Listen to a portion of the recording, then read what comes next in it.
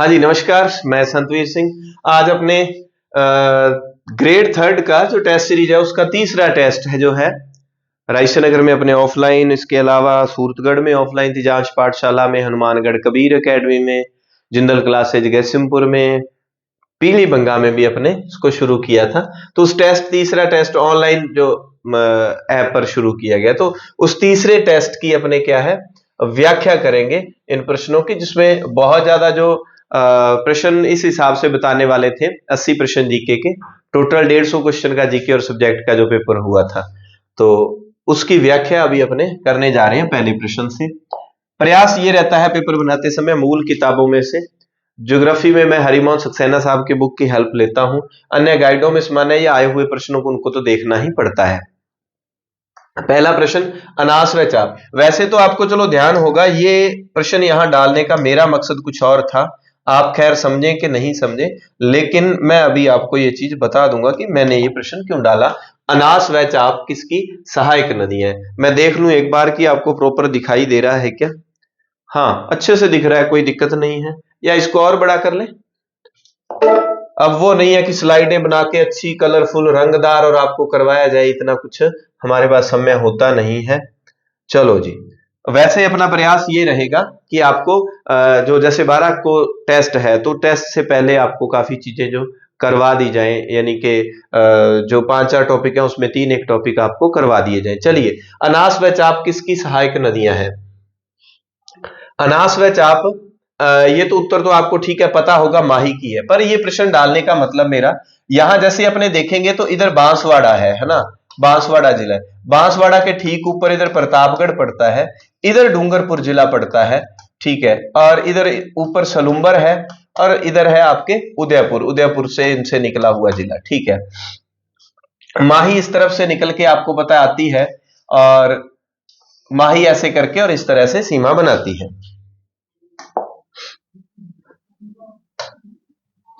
चलो, माही को अपने थोड़ा सा काला रंग दे देते हैं, ठीक है। इधर से माही आई, बांसवाड़ा में माही के द्वारा, माही का जो क्षेत्र होगा उसे हम कहेंगे 56 का मैदान। बांसवाड़ा में 56 का मैदान, ठीक है। और प्रतापगढ़ में जो होगा वो होगा कांठल का मैदान, कांठल का मैदान।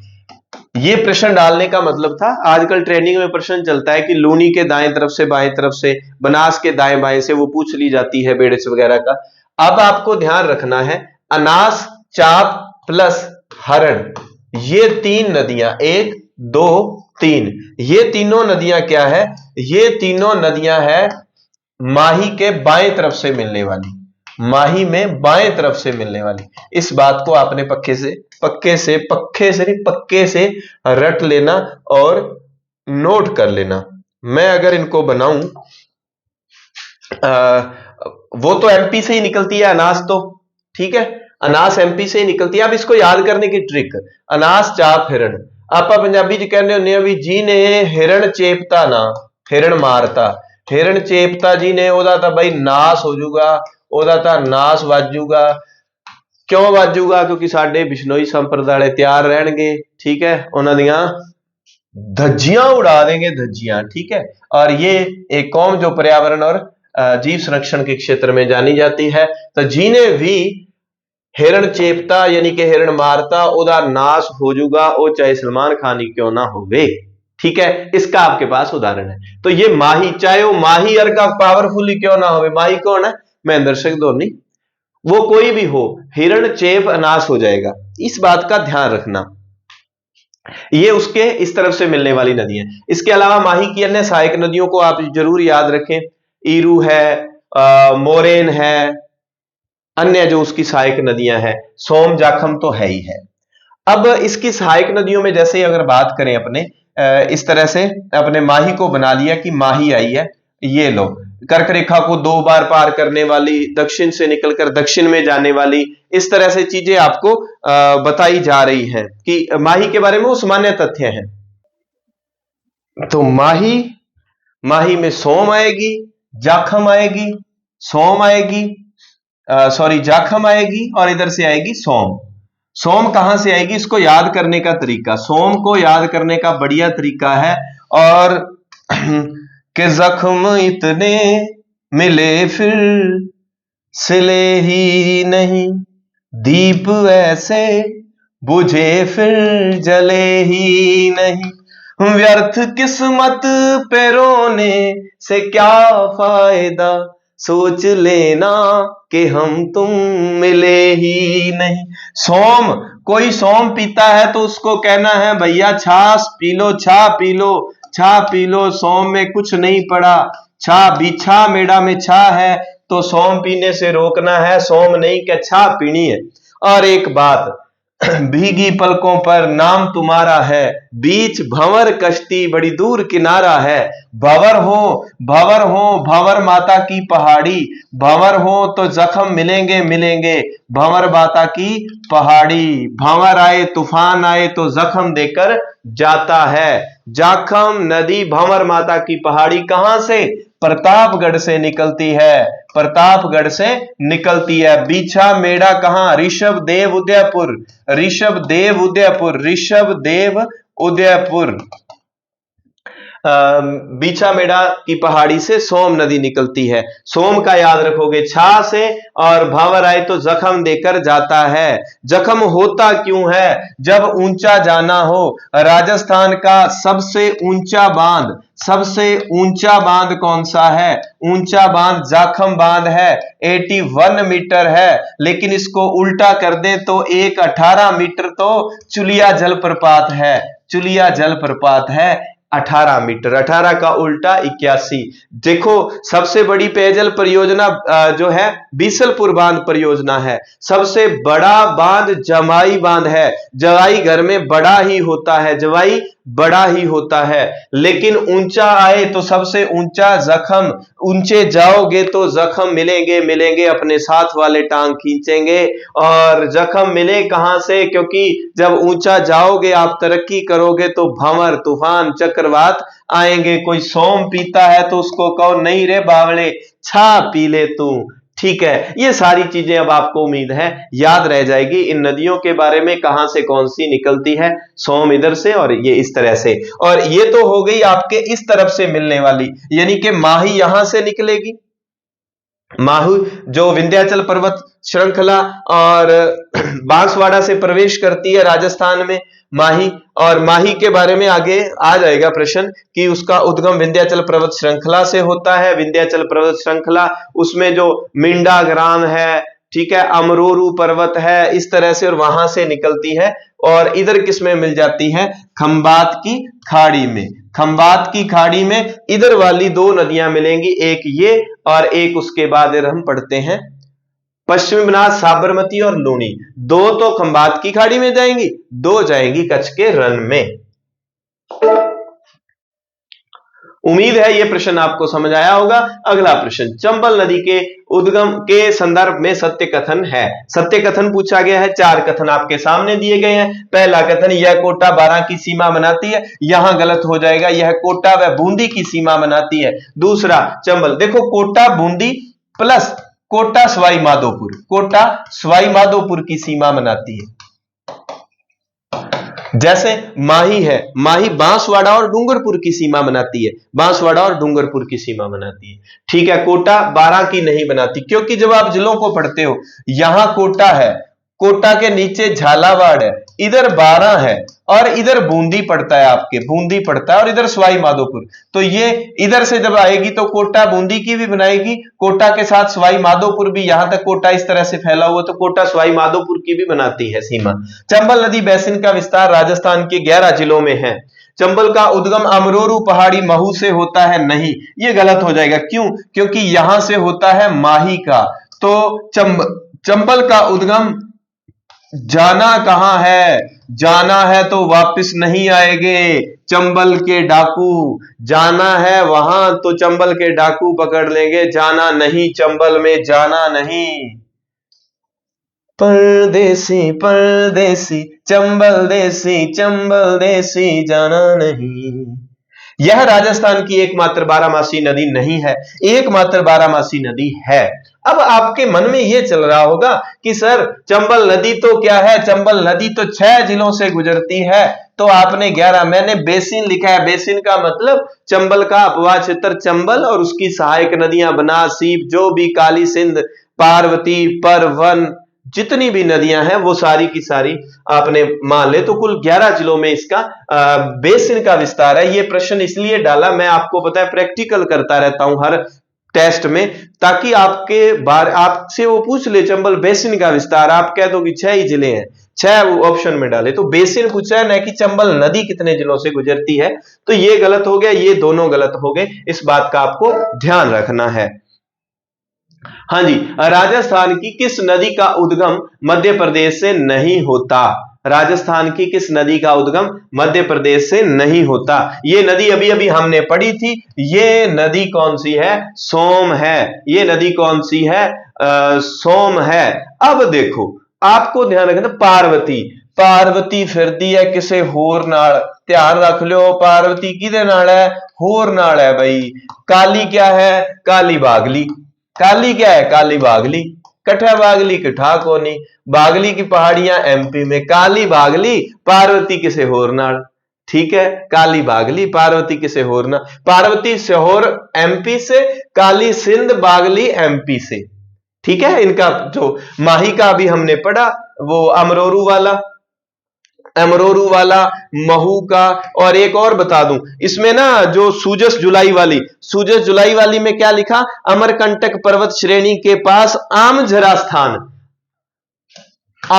स्थान का जिक्र किया उन्होंने, आमझरा स्थान, अमरकंटक पहाड़ी।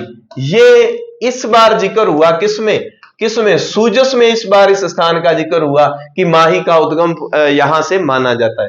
तो सोम अभी हमने पढ़ा, कोई सोम पिए उसको कहना नहीं भाई, छा पी, बीछा सोम, बीछा मेढ़ा, सोम नदी निकलती है उसमें से। सोम ऊपर से जाखम आएगी, जखम भंवर वाला, काली सिंध, काली बागली, पार्वती किसे होरनाल। इस तरह से आपको याद रखना है चीजों को। ठीक है, इसका उत्तर हो जाएगा सोम।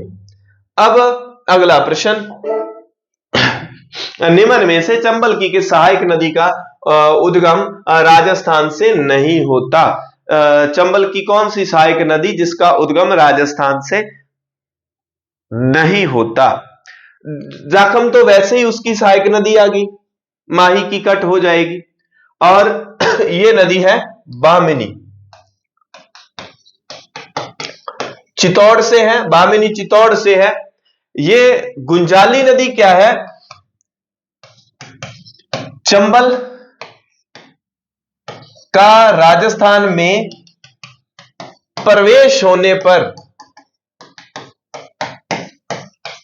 पहली जो नदी मिलती है राजस्थान में, पहली नदी जो मिलती है राजस्थान में वो गुंजाली है। हालांकि चंबल की पहली सहायक नदी वो छोटी काली सिंध है, फिर आहू है, छोटी बहू, फिर काली सिंध है, छोटी बहू काली वन में गई, फिर वन में पार्वती के साथ परवन, पार्वती सीप खेल रही है, लास्ट में नदी सीप आ जाएगी। यानी कि छोटी काली सिंध से लेकर सीप तक एक पूरा नदियों का जाल है जो कि चंबल की सहायक नदियां हैं। आपको चंबल में अच्छे से याद रख लेना कौन सी एमपी से है, कौन सी एमपी से नहीं है। फिर छोटी काली सिंध से लेकर छोटी काली, ठीक है, छोटी काली सिंध हो गया, फिर काली वो बहु आहू हो गया, परवन पार्वती, उनको अच्छे से ऐसे नीचे से ऊपर की ओर क्रमानुसार सेट कर लेना भाई। ठीक है, इसका ठीक उत्तर है डी नंबर, बामिनी चित्तौड़ से मिलती हैं, बाकी नदियां क्या है? एमपी से निकलती हैं। इसका स्क्रीनशॉट वगैरह ले लो आप जल्दी जल्दी। हाँ भाई, इसमें थोड़ी सी ये हो गई है ना मिस्टेक अपने से प्रश्न पढ़ने में। देखो मेरे बनाए प्रश्न मैं ही पढ़ने में, तो ये हो जाती है दिक्कत। अभी जो मेरिट उसकी बना रखी है प्रश्नों की, पहले इस पे बात कर लेते हैं। उद्गम राजस्थान से नहीं होता, अब नहीं पूछा है तो गुंजाली है, क्योंकि बामनी जो है इसका तो चित्तौड़ से होता है ना, हरिपुरा की पहाड़ी, बेंगू, हरिपुरा की पहाड़ी बेंगू में, और ये कुराल जो है, कुराल आपके भीलवाड़ा में जो बिजोलिया वहां से। ठीक है, तो इसका उत्तर है ये नहीं, क्योंकि ये कहां से निकलती है, एमपी से निकलती है। ये पूछा गया राजस्थान से नहीं होता। तो मैं ये बात कर रहा था कि सबसे टॉप स्कोरर जो बच्चा है उसके 80 में से जीके में से 53% 53 सही हो रहे हैं, और हाँ इतने 58 सही हो रहे हैं, और जो सेकंड नंबर पे हैं उसके 53 सही हो रहे हैं। तो अभी थोड़ा सा आपको काम करने की और जरूरत है। तो वो मेरिट पर अच्छे से विचार करके कि केवल एक बार जीके की निकालते हैं, सब्जेक्ट आपका ठीक है कुल मिला के। नदियां व उसके उद्गम स्थान से संबंधित युगम बताया गया है। अब आपको, क्योंकि मैं इन वीडियोस के माध्यम से जो उद्गम स्थान है वो तो आपको पक्के रटवाने का प्रयास करूंगा। नदियां व उद्गम स्थान से संबंधित बेड़च। अब अपने दिमाग में क्या आता है, बेड़ को भेड़ कर लो। आप कहने अपने अक्सर मानते हैं भी भेड़ भूड़ चराना ना गंदा ही काम है, भेड़ चराना गंदा काम मान जाता है, कोई अच्छा काम नहीं माना जाता, कि बेइज्जती होती है, बेइज्जती होती है। वैसे भेड़िया बकरियां में रुपया बहुत है भाई, ठीक है, भेड़ गंदा। लो अब ये भी चली गई। हाँ जी, तो ये कट्स लगते रहेंगे। नदियां व उसके उद्गम स्थान से संबंधित ये हमने शायद कर लिया था। और ये सीधा ही पड़ा है आपके सामने। सोम, जो भंवर माता की पहाड़ी से, सोम कहां से निकलती है? सोम अभी आपको पता है, सोम नहीं पीना, क्या पीनी है? छा पीनी है, छा पीनी है। कौन सी? बीछा मेढ़ा। तो बीच भंवर कश्ती बड़ी दूर किनारा है, भीगी पलकों पर नाम तुम्हारा। जखम जखम कब होंगे? भंवर। एक बात ध्यान रखना, एक तो गंभीरी नदी है, गंभीरी नदी है, ये जावद पहाड़ी एमपी से निकलती है। एक नदी का और जरूर नाम याद रखना आप, गंभीर। गंभीर कहां से? करौली में। दोयती गंभीर हो जाती है, ना दोयती, ना दोती, ना दोयती, दोयती गंभीर हो जाती है नहनहाल में रह के, है ना, किसी बात को लेकर, तो ना दोयती गंभीर। गंभीर नदी पर एक पुल बना हुआ है, आपको बांध बना हुआ है। कौन सा? पांच ना बांध। कौन सा? पांच ना बांध। अमेरिका के सहयोग से बना, मिट्टी से बना राजस्थान का सबसे ऊंचा बांध मिट्टी का है, मिट्टी से बना है पांच ना बांध। वो गंभीर की बात है, नादोती करौली से। ये एमपी से जावद से निकलती है। बाणगंगा बैराठ की पहाड़ियां, और आजकल आपको पता है कोटपुतली बहरोड नया जिला इसका बना हुआ है। ये बाणगंगा सभ्यता, बाणगंगा नदी और बैराठ ये उसमें चले गए, ठीक है। और ये आपको बता ही दिया था, खैर, है ना। भेड़ चराना गंदा काम मानते हैं लोग। चलिए, नदियां व उद्गम स्थल के बारे में, क्योंकि पहला बेसिक काम होता है सभी नदियों का उद्गम स्थान याद हो जाए, और मेरा प्रयास भी यही रहता है कि आपको मैं ये याद करवा दूं पहले पहले प्रयास में। अच्छा, लास्ट में कौन सी है इधर? अच्छा, एक ऑप्शन गायब हो गया इसका, 4 नंबर ऑप्शन गायब हो गया होगा यहां से। 4 नंबर पे इस टेस्ट में ऑप्शन क्या था? 4 नंबर पे देखता हूं मैं इस टेस्ट में अपने देखें ऑप्शन क्या दिया था। 4 नंबर प्रश्न का हमने, कितने नंबर का? 6 नंबर प्रश्न का ऑप्शन, हाँ, मेज बिजोलिया, मेज बिजोलिया थी।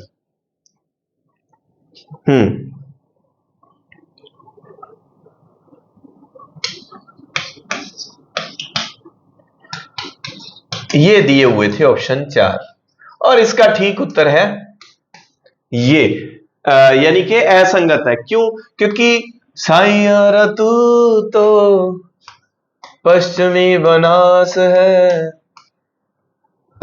सनवारा की पहाड़ियां सिरोही से निकलती है पश्चिम बनास, जो कि कहां मिल जाती है? कच्छ के रन में मिल जाती है, कच्छ के रन में मिल जाती है, ठीक है। और जवाई गोरिया गांव, ठीक है, गोरा जवाई। और सागी जसवंतपुरा की पहाड़ियां यहां से निकलती है। अच्छा, साबरमती फिर कहां से निकलेगी? पदराला, पदराला पहाड़ी से निकलकर, और ये कहां जाएगी? खंबात की खाड़ी में, खंबात की खाड़ी में। इनको पक्का ही रटना है, एक बार इसका स्क्रीनशॉट लेना है तो आप ले सकते हैं। इन 4 नदियों को तो आपने पक्का रट लेना है। अमरोरू वाली माही, ठीक है, मेहू अमरोरू के क्या कुछ है ना, वहां एमपी से निकली। और खंबात की खाड़ी में, खंबे में गई। और उसके बाद साबरमती, साबरमती कहां से निकलेगी? पदराला पहाड़ी से, और यहां कहां जाएगी? खंबात की खाड़ी में जाएगी। फिर ये उदयपुर से इस तरफ वाला रह गया। फिर सिरोही में हम जगह कौन सी पढ़ेंगे? सनवारा की पहाड़ी। कौन सी निकलेगी? पश्चिमी बनास निकलेगी। और जाएगी कहां पश्चिमी बनास? जाएगी कच्छ के रन में। टॉडगढ़ वाली लूनी, और लूनी कहां जाएगी? कच्छ के रन में। ये दो कच्छ के रन में, दो खंबात की खाड़ी में। ठीक है, इन चार नदियों का जो दक्षिण में जाती है, इनका क्रम आपको याद करना ही करना है। अब मैं साइड में ही रहूंगा, बच्चे के सर आप थोड़ा सा साइड में रहा करो। ठीक है भाई, साइड में रह जाते हैं पूरा पूरा। मुगल उत्तराधिकार युद्ध में महाराणा राज सिंह ने किसी पक्ष का खुलकर समर्थन नहीं किया। मुगल उत्तराधिकार संघर्ष कौन सा हुआ था? शाहजहां के बीमार पड़ने पर। शाहजहां के बीमार होने के बाद उसके बेटों के मध्य सत्ता प्राप्ति के लिए बहुत बड़ा झगड़ा हुआ था। अच्छा, कुत्तों की तरह लड़ रहे थे उनके नन्हे मुन्ने पिल्ले, पिल्ले नहीं बच्चे। कौन लड़ रहे थे? बच्चे लड़ रहे थे उनके। ठीक है, तो उत्तराधिकारी युद्ध में महाराणा राज सिंह ने किसी का पक्ष खुलकर समर्थन नहीं किया। बिल्कुल सही बात है, ना औरंगजेब का साथ दिया, ना उसके भाइयों का दारशको और उनका दिया। औरंगजेब ने राज सिंह को 6000 जात व सवार का मनसब दिया। जात सवार मनसब, मनसब एक क्या होता है? औहदा होता है, एक पद होता है। ठीक है, वो मनसबदार यानी कि एक नौकरी है, सीधी सी बात। मनसबदार कितने का, मैं कितने पैसे वाला मनसबदार हूं, जो मेरी नौकरी है ना, वो चीजें खैर बताने की नहीं होती है ना, कितनी देती है गवर्नमेंट, जो भी है। 6000। अच्छा, औरंगजेब से पहले शाहजहां के समय में भी था ये। शाहजहां ने कितना मनसब दिया था? शाहजहां ने 5000 मनसब दिया था। बातें दोनों ही सही है, नहीं पक्ष लिया। औरंगजेब ने क्या किया? औरंगजेब ने 6000 का मनसब प्लस, ये चीजें बड़ी कई बार पूछ ली जाती है, बदनौर भीलवाड़ा में जगह पड़ती है, मांडलगढ़, ठीक है, ग्यासपुरा, अभी किसी एग्जाम में भी शायद आया था ये, बांसवाड़ा, डूंगरपुर, ये परगने दिए थे। अब मैं साइड हो जाता हूं, निश्चिंत रहें आप, साइड हो जाऊंगा, देख लेना। औरंगजेब ने राजा बनते ही राज सिंह को 6000 जात व सवार का मनसब दिया। और क्या दिया? इसके साथ साथ बदनौर, मांडलगढ़, ग्यासपुरा, बांसवाड़ा, डूंगरपुर परगने दिए। और चूंकि मैंने इनको पढ़ा चुका हूं, मैं तो इस पे ज्यादा डिटेल से नहीं बताऊंगा, आप वीडियो जाके देख लेना, हिस्ट्री की क्लासेस ली हुई है। जो मैंने नहीं पढ़ाया वो मैं आपको नया पढ़ा दूंगा, बार बार एक ही चीज क्या पढ़ानी। और राज सिंह के बारे में चीजें याद रखना कि राज सिंह के औरंगजेब के साथ प्रारंभ में संबंध अच्छे थे, लेकिन क्या होता है, एक किशनगढ़ की राजकुमारी थी, किशनगढ़ की राजकुमारी जिसका नाम था चारूमती। चारूमती, चारूमती क्या थी? वो पसंद आ गई थी मान सिंह की बहन चारूमती, किशनगढ़ के मान सिंह की। औरंगजेब ने कहा भाई मैंने चारू मैंने तुमसे शादी करनी है। चारू ने कहा नहीं। चारू ने क्या है, लेटर लिखा राज सिंह को। राज सिंह को कहा एक हंस के होते हुए हंसनी को बगुले की सखी बनना पड़ेगा। राज सिंह थोड़ा फीलिंग में है। राज सिंह ने कहा अच्छा यार ये तो सही बात है। राज सिंह ने कहा बोलो क्या सेवा कर सकते हैं। बोले कि भाई मेरे तय ब्याह मंडा ले, भाई शादी कर ले मेरे से। और राज सिंह ने कहा कोई बात नहीं हम आ जाएंगे। वो सारी कहानी फिर राज सिंह के समय से ही जुड़ी हुई है ना, चूंडावत मांगी निशानी सिर काट दी उस्तराणी, क्योंकि इधर शादी ब्याह करने जाना था, उधर फिर वो अपने औरंगजेब की सेना को भी रोकना था। खैर वो किस्सा लंबा है, अपने सिर्फ इस पे बात करते हैं। एक चारूमती विवाद हुआ, उसके बाद औरंगजेब ने जजिया कर लगा दिया था 79 में, हिंदुओं पर जजिया कर, और ये राज सिंह ने इसका विरोध किया था। राज सिंह ने जजिया कर लेने से मना कर दिया था। तो इन बातों की वजह से क्या था, औरंगजेब राज सिंह के विरोध में आ गया था। और फिर 1680 में एक उदयपुर का युद्ध होता है। अभी बोर्ड एग्जाम में किसी में यह पूछा गया था, पीछे किसी में शायद बीएसटीसी में पूछा था, पर उदयपुर का युद्ध कब हुआ? 1680 में। औरंगजेब की सेना को रोका था, औरंगजेब की सेना जो मंदिरों को तोड़ने वाली थी। तो 1680 में फिर राज सिंह जो है परलोक सिधार जाते हैं और उसके बाद इनके बेटे आएंगे, वो क्या करेंगे 1681 में मुगलों से संधि कर लेंगे। एक संधि 1615 में हुई थी, मेवाड़ मुगल संधि, अमर सिंह के समय मेवाड़ मुगल संधि हुई थी। उस संधि के तहत चित्तौड़ दुर्ग की मरम्मत नहीं करवानी थी, लेकिन राज सिंह जो है चित्तौड़ दुर्ग की मरम्मत करवाएंगे। शाहजहां था उस समय, शाहजहां फिर सैनिक को भेजेगा और चित्तौड़ दुर्ग की मरम्मत के कार्य को रुकवाएगा और तुड़वाएगा। ये राज सिंह को अच्छे से पढ़ाया हुआ है, वहां जाके आप देख सकते हैं। हालांकि ये 5 राजवंश है, इनको शॉर्टली जो बी अपने 3rd ग्रेड वालों के जितने काम के होंगे वो शॉर्टली मैं पढ़ाऊंगा जरूर, लेकिन समय मिलते पढ़ाऊंगा।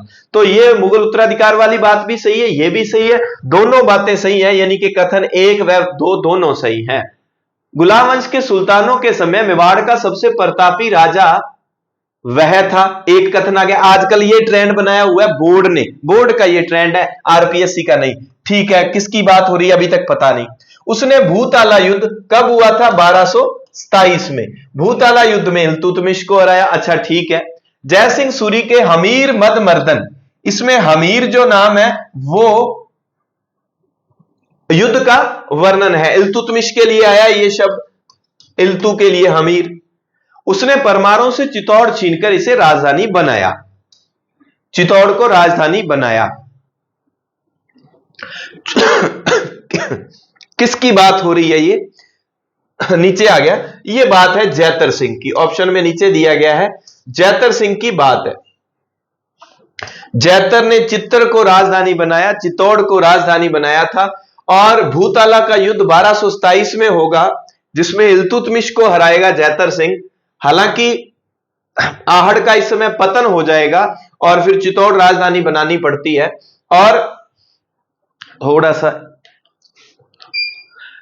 फिर क्या होता है, इस युद्ध का वर्णन हालांकि कई किताबों में, लेकिन हमीर मदमर्दन जो जयसिंह सूरी का है उसमें इस युद्ध का काफी अच्छे से वर्णन दिया गया है और हमीर शब्द इल्तुतमिश के लिए यूज किया गया है। और गुलाम वंश के सुल्तानों के समय सबसे जो शक्तिशाली राजा था ये गुहिल वंश का जैतर सिंह, ये जैतर सिंह की बात है। निम्न में से कौन सी उपाधि कुंभा की नहीं? कुंभा की है, कुंभा की उपाधि है भाई हिंदू सुरताड़। अच्छा ये किसकी आ जाएगी? सांगा की। ये किसकी आ जाएगी? राज सिंह की। किसकी? राज सिंह की। ये किसकी आ जाएगी?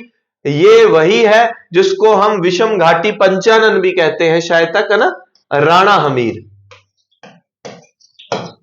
राणा हमीर, ये राज सिंह की उपाधि है। हाँ जी आओ। सांगा व मुजफ्फर के मध्य संघर्ष का कारण नहीं था।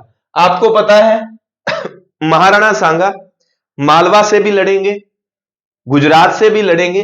जब हम इधर राजस्थान की लोकेशन पढ़ेंगे तो इधर आपको पता है गुजरात पड़ता है राजस्थान के, और इधर मालवा पड़ता है राजस्थान के, और इधर पड़ता है दिल्ली।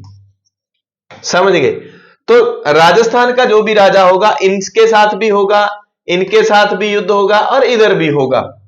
पावरफुल राजा है अगर साम्राज्य विस्तार कर रहे हैं। सेम चीज महाराणा सांगा के साथ थी। महाराणा सांगा मुजफ्फर राजा था, इधर का गुजरात का मुजफ्फर। सांगा बहुत अच्छे से पढ़ाया हुआ है, उसमें आप देख सकते हैं, उसमें प्लेलिस्ट बनी हुई है इस पे यूट्यूब पे। और एक आ गया मालवा की बात, हम गुजरात की बात कर रहे हैं। ईडर के उत्तराधिकार का प्रश्न था, बिल्कुल सीमा पर पड़ता था ईडर, वहां पर किसको राजा बनाया जाए? मालवा का सहयोग कर रहा था गुजरात, ये भी एक कारण था। नागौर चूंकि मुस्लिम रियासत थी तो नागौर पर प्रभाव को लेकर राजस्थान में रियासत जो नागौर, उस पर प्रभाव को लेकर गुजरात से जो क्लैश होता था।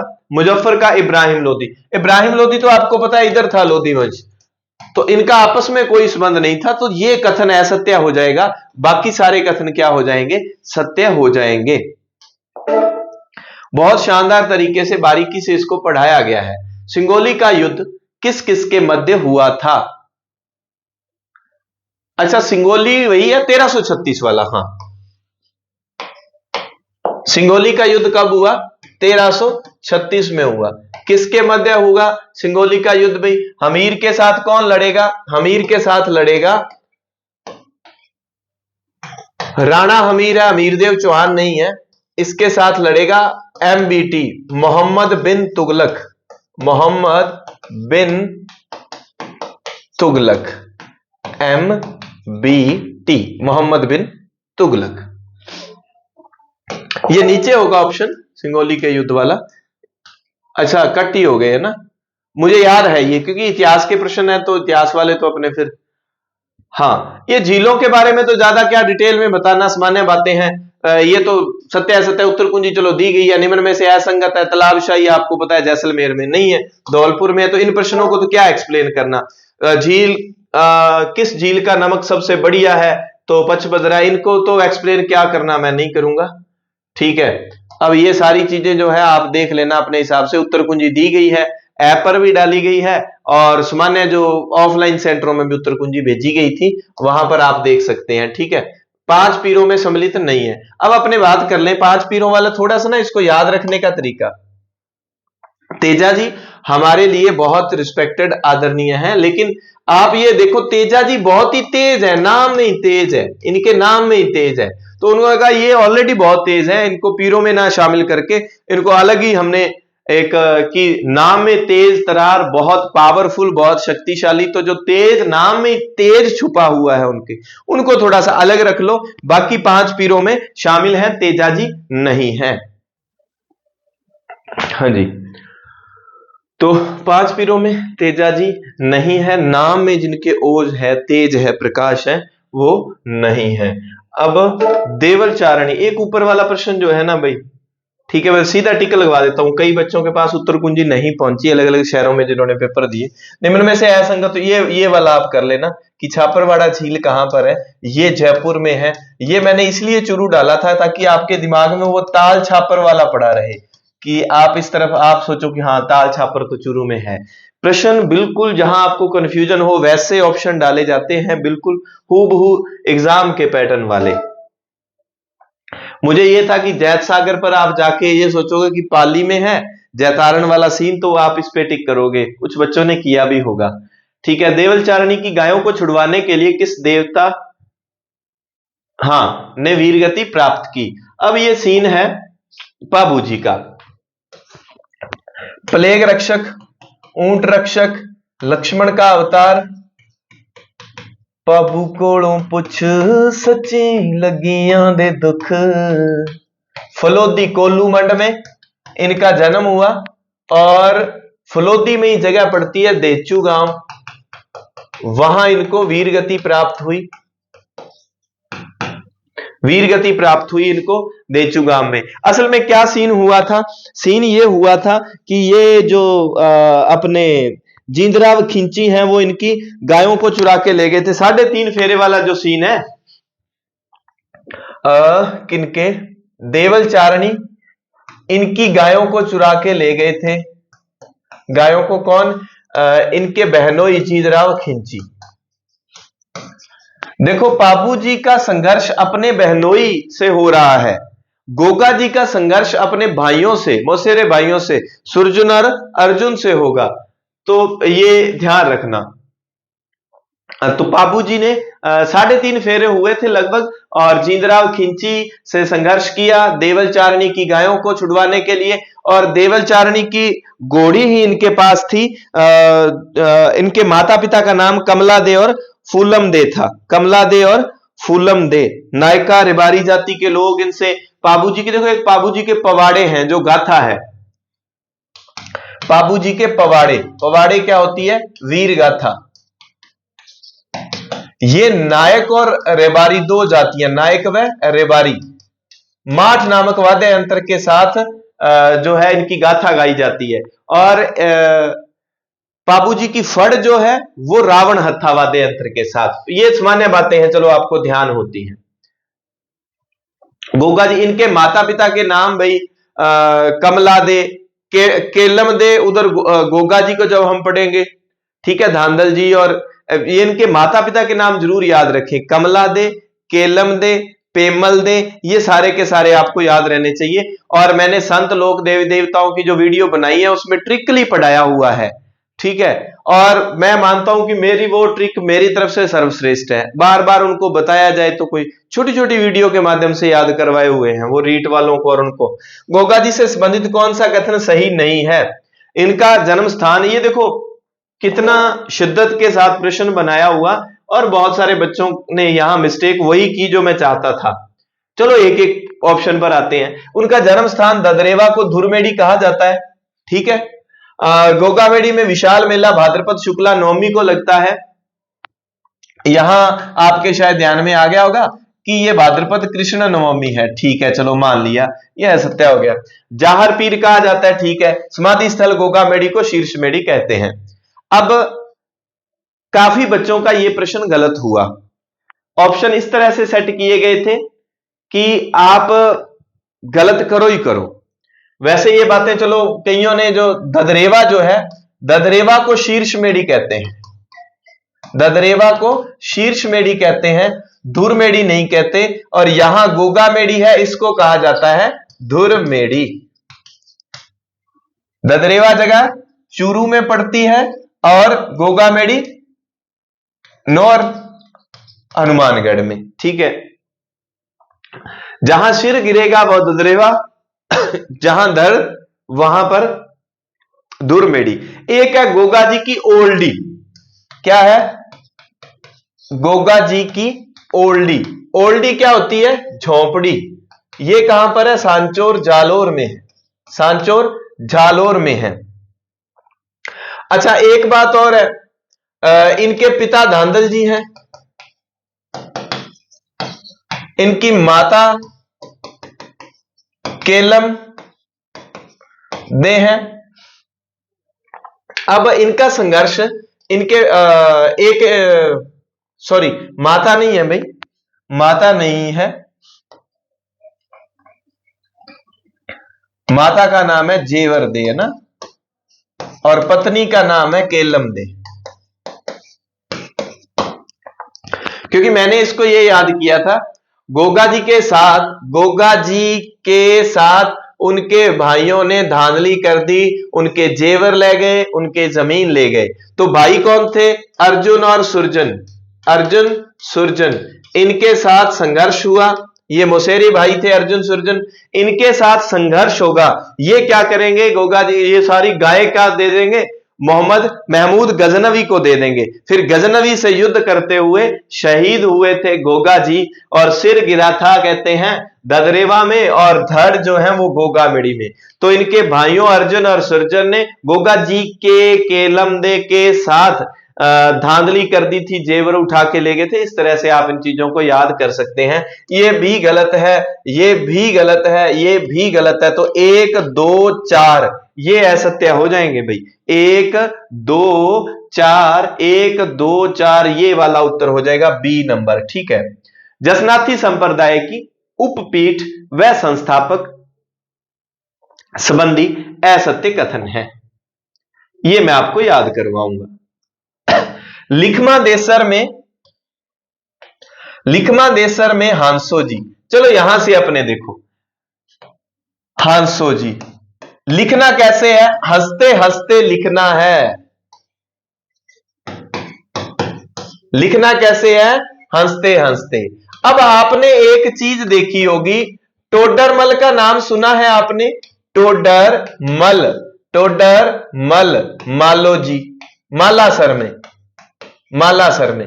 टोडर जी ने कहां स्थापना की? मालासर में। जसनाथी संप्रदाय की 5 उपपीठ हैं, लिखमा देसर में हांसो जी ने, मालासर में टोडर जी ने, ठीक है। तो ये गलत हो जाएगा, यहां पर असत्य कथन है ये। अब इसको कैसे याद करोगे? पून आवे जद तो पाड़ो तो लागे ही है भाई, हाड़ो जी, या कह दे पून हौले हौले से हवा चलती है ना। हालो जी हमारे लिए देखो जितने भी संत हुए हैं, हारो जी, बोयत जी, हालो जी, टोडर जी, हमारे लिए सभी क्या है? सभी के प्रति सम्मान है, श्रद्धा है, याद करने के लिए। पून आवे, ठीक है, पाड़ो लागे। तो हालो जी पुनरासर से, हालो जी को याद रखेंगे हम। अब आपने देखा था मिट्टी का बांध, सबसे बड़ा मिट्टी का बांध गंभीर नदी पर करौली में अमेरिका के सहयोग से बना है मिट्टी का बांध। वैसे आपको पता है बड़ा बांध तो है जवाई बांध, ऊंचा बांध तो है जाखम बांध। ठीक है, सबसे ज्यादा जिसपे गेट हो 52 गेट वाला वो कौन सा है? मातरकुंडिया, कुंडे जिसमें, उसी में ज्यादा कुंडे होंगे जिसमें गेट ज्यादा होंगे। ठीक है, पांचला आप कहोगे कि पांचना बांध बहुत बड़ा है भाई, बहुत ही बड़ा है पांचना बांध, याद रह जाएगा बहुत ही बड़ा है पांचना बांध। ठीक है, किसी को उड़ाना हो, किसी को उड़ाना हो, बम डालना हो तो हार में, कहते हैं ना फिल्म वगैरह में देखते हैं, माला में बम डाल के गले में माला डाली और वो उड़ जाते हैं, ब्लास्ट हो जाता है बम, हार। तो हारो जी ने बमलू में स्थापना की, टोडर जी ने लिखमादेसर में, हालो जी ने टोडर जी ने मालासर में, लिखमादेसर में हांसो जी ने और पांचला में बोयत जी ने स्थापना की। जैसा जैसे मैंने बोला है वैसे वैसे आप याद रख लेना। राजस्थान में राम द्वारा की स्थापना किस धार्मिक संप्रदाय द्वारा की गई? और ये राम स्नेही संप्रदाय है। राम स्नेही संप्रदाय की राजस्थान में 4 मुख्य पीठ है। ठीक है, शाहपुरा से आपको पता है स्थापना होती है, करते करते करते करते 4 इनकी मुख्य जगह हैं। उनको भैया अच्छे से, आगे प्रश्न आएगा तो वहां याद करेंगे, आएगा प्रश्न। निम्न नदियों, फिर नदियों के प्रश्न आगे। निम्न नदियों के बारे में अभी थोड़ा सा बस अपने क्या करते हैं, पानी पी लेते हैं। वीडियो भी भाई काफी लंबी हो रही है। तो सही अवरोही, अवरोही का मतलब पहले बड़ी नदी। तो ये जो आपने हरिमोहन सक्सेना सर की बुक में सारणी दी गई है सभी नदियों का, और वहां पर एक ट्रिक बनती है, बल्लू चला माही के बाण, माही के बाण। सबसे ज्यादा बनास का लगभग 46,000 वर्ग किलोमीटर है, 46,000 वर्ग किलोमीटर है इसका। और लूनी का लगभग 34 के आसपास है। और फिर आएगी चंबल, चंबल का लगभग इससे थोड़ा कम 28-29 के आसपास है। और माही का 16 के आसपास है और बाणगंगा का 14 के आसपास है। तो इसमें अभी चूंकि चंबल दी हुई नहीं है तो ये आएगा 1 बल्लू चला माही के बाण, 1 3 2 4, 1 3 2 4 ये वाला आ जाएगा। सबसे ज्यादा जल ग्रहण क्षमता लगभग 46,000 वर्ग किलोमीटर जल ग्रहण क्षमता बनास की है। दूसरे नंबर पर लूनी, चंबल का नाम तीसरे नंबर पर आता है, इस बात का ध्यान रखना। बल्लू चला माही के बाण। अच्छा, एक बात और है, ये प्रश्न इधर थे, इधर वाले छूट रहे हैं ना। मैं ये सोच रहा हूं इतनी जल्दी कैसे करवाया जा रहा है। ठीक है ठीक है ठीक है, अब समझ आया। फिर ऐसे तो भाई ये प्रश्न जो है ज्यादा हो जाएंगे, टाइम ही बहुत लग जाएगा, फिर कैसे करवाएं। या तो ऐसे हो सकता है कि अलग अलग प्रश्नों की व्याख्या छोटी छोटी 2-3 वीडियो में दे दी जाए, क्योंकि वीडियो लंबी हो जाएगी। जैसे इस पेज की बात करें, सर्पदंश के कारण भद्रपद शुक्ला दशमी को तेजाजी का वीरगति कहां प्राप्त हुई थी? ये सुरसुरा में हुई थी। तेजाजी का जन्म पर्वतसर में हुआ था। अभी अभी हमने पढ़ा था पाबूजी, पाबूजी का यहां पक्का याद रख लिया करो, पाबूजी का जन्म कोल्लूमंड, फलोदी में जगह पड़ती है। वीरगति प्राप्त कहां हुई? वीरगति कहां हुई? देचू गांव, ये भी फलोदी में है। ये पाबूजी के बारे में था। और तेजाजी का जन्म पर्वतसर में हुआ, सॉरी, तेजाजी का जन्म भाई हुआ खड़नाल में, खड़नाल में। पर्वतसर में तो बाद में 1734 में वो अभय सिंह के समय मूर्ति लेके गए थे। तो जन्म कहां होता है? खड़नाल में होता है। सुरसरा में उनको वीरगति प्राप्त हुई, और सुरसरा में जो मूर्ति है उसको जागती ज्योत कहा जाता है। सुरसरा में जो मूर्ति है, सुरसरा में जो मूर्ति है, सुरसरा अजमेर में जो मूर्ति है उसको क्या कहा जाता है? जागती ज्योत। पनेर में शायद इनका ससुराल था भाई। तो ये तेजाजी के बारे में सभी स्थान है। लक्ष्मण का अवतार इन्हीं को कहा जाता है ना, किसको कहा जाता है लक्ष्मण का अवतार? चलो अभी बताया था मैंने, अभी भी पढ़ाया है, ये तो आप बता दो। लक्ष्मण का अवतार, प्लेग रक्षक, ऊंटों के देवता। देवनारायण के मुख्य मंदिर आसीन में मेला कब भरता है? ये भरता है भाई, एक प्रश्न आपके लिए छोड़ा, ये मेला भरता है भाद्रपद शुक्ला 7वीं को। भाद्रपद शुक्ला सप्तमी को। मेहा जी का प्रमुख मंदिर कहां है जहां भाद्रपद किसको मेला भरता है? भाद्रपद कृष्ण अष्टमी को। ये मैंने प्रश्नों में इसलिए दिए हैं क्योंकि 10th की बुक में है। मेहा जी का पूछ सकता है वो मेला कब भाद्रपद कृष्ण अष्टमी को भरता है। कहां? बापणी में। बापणी में भरता है। बेंगटी में किसका भरता है? हड़बू जी का। बूंदेल में किसका है ये बताओ जगह? बूंदेल, ठीक है। बेंगटी, हड़बू जी, कोल्लू, बाबू जी। बापड़ी में किसका? मेहा जी। चूंकि देखो आप मिस्टेक पता है क्या कर रहे हो, जब 5 पीर हैं, 5 पीरों में मेहा जी का नाम आता है तो मेहा जी का मेला और जगहों को क्यों नहीं याद रखना? भाद्रपद कृष्ण अष्टमी को मेला भरता है। मेरे ख्याल से आने वाले एग्जाम के दृष्टिकोण से मैं इन्हें इंपॉर्टेंट मानूंगा, क्योंकि है तो ये भी 5 पीरों में, तो हम इनको क्यों नहीं याद कर रहे? ठीक है, बापड़ी में भाद्रपद कृष्ण अष्टमी को मेला भरता है। देवनारायण जी 5 पीरों मांगलिया मेहा जी, देवनारायण जी, तेजा जी उनमें शामिल नहीं है, तो देवनारायण जी भी फेमस है, ठीक है, उसको याद रखना है। मेहा जी भी फेमस है, इनको याद रखना है। अब संत लालदास जी के बारे में, लेकिन उससे ऊपर पहले हम देखें क्या इधर कुछ और प्रश्न छूटे हैं क्या? ये देखो, ये सारे प्रश्न। वरुण सागर झील कहां पर है? अभी अभी नाम उसका फॉय सागर का चेंज किया है यहां से, ठीक है। वरुण सागर अजमेर। राजमंद की उत्तरी पाल, 9 चौकी पर 25 शिलाओं पर रणछोड़ भट्ट द्वारा अंकित राज प्रशस्ति की भाषा क्या है? 23वें का डी, संस्कृत भाषा है। फिर बात आता है, ये अभी प्रश्न आया था हाल ही में, जैसमंद झील के संदर्भ में कौन सा कथन सही नहीं है? यह राजस्थान की यह झील ढेबर झील कहलाती है। सबसे छोटे टापू को प्यारी और सबसे बड़े को बाबा का भांगड़ा कहा जाता है। और अभी प्रश्न ये आया था हाल ही में एग्जाम में, वहां क्या इसको लिख दिया कि बड़े टापू को प्यारी, तो ये असत्य था। मैंने यहां ये कर दिया, यह राजस्थान में मीठे पानी की सबसे बड़ी प्राकृतिक झील है। अब इसको क्या करना था? कृत्रिम। इसको क्या करना था? कृत्रिम करना था। एक शब्द का खेल है, लेकिन आपका ध्यान प्रश्न करते समय आता है, अच्छा मीठे पानी की है, सबसे बड़ी झील है, ठीक है, वहां आप प्राकृतिक कृत्रिम में जाते नहीं हो, तो ये असत्य है। बाकी सारी इस झील की सिंचाई हेतु श्यामपुरा व भाट नहरों का, तो ये सीधा सा प्रश्न भी आ जाता है, किस झील से इन नहरों को निकाला गया सिंचाई हेतु? तो ये जैसमंद झील के बारे में था। अच्छा, जैसमंद बांध कहां है भाई? जैसमंद बांध रट लो, आगे वाले पेपर में जैसमंद बांध पूछा जाएगा। चलो एक प्रश्न तो लीक कर दे। चंद्रभागा, आहू, परवन सहायक नदियां किसकी है भाई? काली सिंध की सहायक नदियां है ये, सी नंबर की। आहू आहू आहू आहू आहू आहू आहू आहू आहू आहू। वाकल से ही हाथीमती किसकी सहायक नदियां हैं? साबरमती की सहायक नदियां। ये भी प्रश्न छूट गए थे, है ना। पार्वती, जगर सहायक नदियां किसकी है? पार्वती किसे होर दे नाल, सिहोर दे नाल।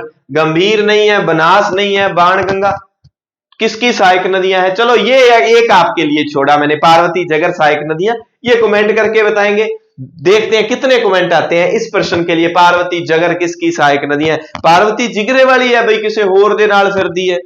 सिहोर से पार्वती निकलती है, किसमें मिलेंगी और बाद में वो नदी किसमें मिलेंगी, ये आपको पता होना चाहिए। गंभीर का सीन ही अलग रह गया उधर, ठीक है। गंभीर उधर चलेगी कहां? करौली में पांचना बांध। बनास खमनोर में इधर है। बाणगंगा उधर रह गई। चलो, बैराट की पहाड़ियां, ये दो तो कहीं गई। गंभीरी चित्तौड़ में है। अब बचा कौन देख लो, अब भी नहीं आया तो फिर क्या ही बताएं आपको। उद्गम संबंधी संगत कथन है।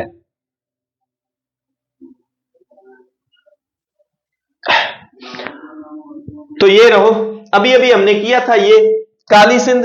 काली सिंध जो है ये उद्गम स्थल नहीं है, शिवपुरी का पहाड़, ये शिवपुरी का पहाड़ था। काली सिंध का अभी मैंने बताया था। पार्वती किसे होर दे नाल? काली बागली, बागली की पहाड़ी था इसका, ठीक है, ठीक है। कोठे से देवर देख रहा है। खारा बीज खारो तुम्बो मिट्टी बेल, खारा बीज राल, खारा बीज राल, ठीक है। बनास खमनोर ये सबको याद रह जाता है, कोई दिक्कत नहीं है। खमनोर देखो, बीछा मेड़ा की पहाड़ियां, खमनोर, भंवर माता की पहाड़ियां, बिजराल पहाड़, जाना पाव, देवेर की पहाड़ियां, ये सारी की सारी रट लो। कोठे में देवर, कोठे से देवर देख रहा है, कोठे के उत्ते चढ़ गया देवर, देखी जाता है इधर उधर। गंभीरी, गुजरी, वागन किसकी सहायक नदियां हैं? अच्छा ऊपर से ही लगते हैं भाई, काफी रह गए ये। अच्छा, दिवेर का युद्ध रहा हुआ था। दिवेर का युद्ध किस किस के मध्य हुआ था भाई? जल्दी जल्दी ये बता दो, दिवेर का युद्ध किसके मध्य हुआ था? और अभी हमने पढ़ा था दिवेर का युद्ध महाराणा प्रताप, पढ़ा तो नहीं, महाराणा प्रताप के बेटे थे, ठीक है, जिन्होंने तलवार के एक वार से घोड़े सहित उस सैनिक को उड़ा दिया था जिसका नाम सुल्तान खान था। जिसका नाम क्या था? सुल्तान खान था। सुल्तान खान को उड़ा दिया था, ठीक है। गंभीरी वाला बता दो, जल्दी जल्दी बता दो, गंभीरी वाला बता दो, जल्दी जल्दी बता दो, ठीक है। पार्वती जगर वाला एक रह गया आपका, एक गंभीरी वाला रह गया, ठीक है। हाँ भाई, ये बेड़ज की सहायक नदियां हैं। चलो, ये ऊपर वाले प्रश्न हो गए थे सारे, ये हो गए। पार्वती जगर लग गया। गंभीर की सहायक नदियां है, ये साबरमती हो गया, चंद्रभागा, आहू, काली सिंध की सहायक नदियां, जयसमंद झील वाला हो गया है, राजमंद वाला हो गया है, संस्कृत, ठीक है, सर्पदंश वाला हो गया, लक्ष्मण के अवतार वाला हो गया। अच्छा, वो हो गया था क्या ये वाला? 1582 में अमर सिंह ने युद्ध किया था। दिवेर को टॉड ने मेवाड़ का मैराथन कहा है, हल्दी घाटी को मेवाड़ की थर्मोपल्ली कहा है, ठीक है। इधर से तो ये हो ही गए थे, गोगा मेडी वाला हो गया। अच्छा, प्रश्न बहुत थे भाई, प्रश्न ज्यादा थे, क्या करें। लो, ये प्रश्न का उत्तर जल्दी जल्दी लगाओ। संत लालदास जी का जन्म कहां हुआ था? शेरपुर में तो समाधि है, तो जन्म कहां हुआ? संत लालदास जी का जन्म कहां हुआ? शेरपुर में उनकी समाधि बनी हुई है। संत लालदास जी का जन्म कहां हुआ? जल्दी जल्दी आ जाओ भाई। एक लालासर जगह है, एक संत लालदास जी का जन्म है।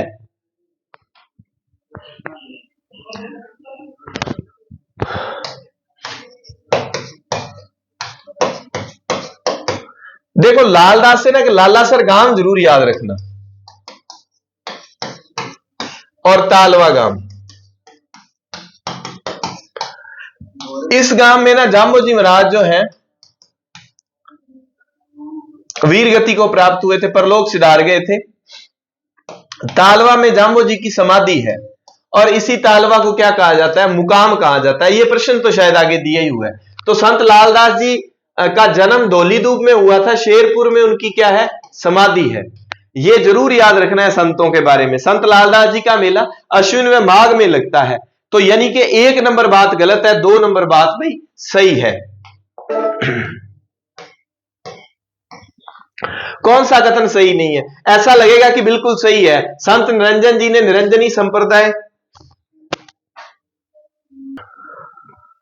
वीडियो काफी लंबी हो रही है, इसलिए अभी क्या करते हैं, अपने थोड़े से ये हिस्ट्री और पॉल साइंस के, क्योंकि दिक्कत ज्यादा आती है, तो पॉल साइंस के वो ट्रिक्स बता देता हूं ताकि ये जल्दी से हो जाए, बड़ी वीडियो ना हो। नेक्स्ट टाइम अपने ये करेंगे कि पोल साइंस और हिस्ट्री, इनका सॉल्यूशन अलग करवा दिया जाएगा या जियो इंक्लूड करके। साइको के फिर प्रश्न रह जाते हैं, साइको में थोड़ा समय देना होगा, तो साइको का मैं चाहता हूं कि आपको जरूर सॉल्यूशन करवाया जाए। तो ये चल रहा था, ये निरंजन जी ने नहीं, ये हरिदास जी ने करवाया था, बस इतना सा ही अंतर है। कौन सा कथन सही नहीं है? तो निरंजनी संप्रदाय की स्थापना निरंजन जी ने नहीं, हरिदास जी ने करवाई थी। बाकी सारे सही है। रानाबाई को दूसरी मीरा कहा जाता है। सिंह सिला पहाड़ का संबंध लालदासी संप्रदाय से है। संत महाव जी ने निष्कलंक संप्रदाय की स्थापना की। बहराना पहाड़ी किस संप्रदाय का प्रमुख स्थल है? दादू पंथ का प्रमुख स्थल है बहराना पहाड़ी। अब क्या है कि ये प्रश्न ऊपर काफी बचे हुए हैं। मंत्र राज प्रकाश किस संप्रदाय का ग्रंथ है भाई? मंत्र राज प्रकाश किस संप्रदाय का? निरंजनी संप्रदाय से जुड़ा हुआ है। ऊपर अपने कुछ प्रश्न रह गए थे, ये देखो, ये सारे ही पढ़े हैं। गुहिलों की ब्राह्मणों से उत्पत्ति नहीं मानी। गौरीशंकर, एक बात ध्यान रखना आप कि एक पंडित ये हैं गोपीनाथ शर्मा, एक दशरथ शर्मा है। इनके मत एक तरफ होंगे। गौरीशंकर हीराचंद जी ओझा जो पंडित हैं, वो इनको ब्राह्मण नहीं मानते, वो ब्राह्मण नहीं मानते। तो गौरीशंकर हीराचंद ओझा ने ओझा ने इनकी उत्पत्ति ब्राह्मणों से नहीं मानी, बाकी ने ब्राह्मण माना है। भंडारकर, यहां जो है दुविधा वाली बात बच्चों के लिए ये हो जाती है कि भंडारकर गुर्जरों को विदेशी जाति कहेगा। गुर्जरों को क्या मानता है ये विदेशी मानता है भंडारकर। लेकिन गुहिलों के संबंध में जब आती है तो भंडारकर ने क्या किया है, इनको ब्राह्मणों से उत्पत्ति इनकी मानी है। ये सारे कक्षा 10 की बातें हैं, कहीं बाहर से नहीं ली गई। बप्पा रावल से संबंधित असत्य कथन है। नागदा राजधानी तथा कैलाशपुरी एकलिंग मंदिर का निर्माण। अब इसी मंदिर पर मोकल ने, कुंभा ने, रायमल ने, सभी ने इस पे काम किया था। इसका जीर्णोद्वार, कोई चार दीवारी का काम। कुंभा का तो अभी प्रश्न ही आया था कि कौन कौन से गांव नागदा वगैरह और गांव दान में दिए थे। ग्रेड 3 के लिए इतना इंपॉर्टेंट नहीं है। तो नागदा राजधानी बनाता है बप्पा रावल और वहां एकलिंग मंदिर का निर्माण करवाएगा कैलाशपुरी में। ओझा के अनुसार जो बप्पा रावल का मूल नाम काल भोज था, सीवी वैद्य ने क्या किया है, इसकी तुलना विश्व स्तरीय एक जांबाज सिपाही चार्ल्स मार्टेल से की है। बप्पा का 125 ग्रेन का सोने का सिक्का मिला है। ये गलत है, 115 ग्रेन सोने का सिक्का मिला है। कक्षा 10 की बातें कहीं दूर से नहीं ली गई, तो कक्षा 10 के तथ्य मेरा प्रयास रहता है सारे आपको याद करवाए जाए। कक्षा 10 की बातों को याद करवाने का प्रयास रहता है। सारंगपुर का युद्ध आपको अगर अच्छे से पढ़ा हो 1437 के आसपास हुआ था ये, क्योंकि 1437, 1456, 1457 ये चीजें बड़ी काम की रहती हैं। यहां चंपानेर संधि हुई है एक, और यहां पर बदनौर का युद्ध हुआ है। बदनौर भीलवाड़ा में पड़ता है। यहां पर कुंभा ने इस युद्ध को जीतने के बाद, बदनौर के युद्ध को जीतने के बाद यहां पर कुशाल माता का मंदिर बनाया था कुंभा ने, कुशाल माता मंदिर। बदनौर वहीं पर गना है। राज सिंह जब गद्दी पर बैठा, 6000 का मनसब दिया औरंगजेब ने, और उसको बदनौर, ग्यासपुर, मांडलगढ़, डूंगरपुर, बांसवाड़ा ये परगने दिए थे, वही बदनौर था। बाद में जब वो नाराज हो गया था तो बदनौर को छीना भी था उसने। तो सारंगपुर का युद्ध कुंभा व महमूद खिलजी प्रथम के मध्य हुआ था। महमूद खिलजी मालवा का राजा है जिसको हराया। 6 माह तक उसको कैद भी रखा था कुंभा ने, बाद में उसको छोड़ दिया था, अपने उसके बेटे को अपने पास गिरवी के तौर पे रख के। 1437 में जब सारंगपुर के युद्ध में महमूद खिलजी हार गया, तो महमूद खिलजी ने सोचा कि कुंभा का दुश्मन तो गुजरात वाला राजा भी है, क्यों ना उससे संधि कर ली जाए। तो गुजरात और मालवा के मध्य चंपानेर की संधि हुई कुंभा को चेपने के लिए। लेकिन कुंभा जो है वो इस संधि के बाद ये दोनों विचार करते हैं, मालवा और गुजरात वाले राजा, कि अपने दोनों मिलकर आक्रमण करेंगे, आप गुजरात की तरफ से कर देना। इधर आपको पता है गुजरात है, इधर राजस्थान था, इधर मालवा था। इन्होंने कहा आप इधर से कर देना, मैं इधर से कर दूंगा, तो राजस्थान वाले हार जाएंगे। इनके मध्य चंपानेर की संधि हुई थी, और जब इन दोनों ने आक्रमण किया, वो युद्ध जो था वो बदनौर का युद्ध था। कौन सा था? बदनौर का युद्ध था। यह संधि 1456 में हुई, ये युद्ध 1457 में हुआ था।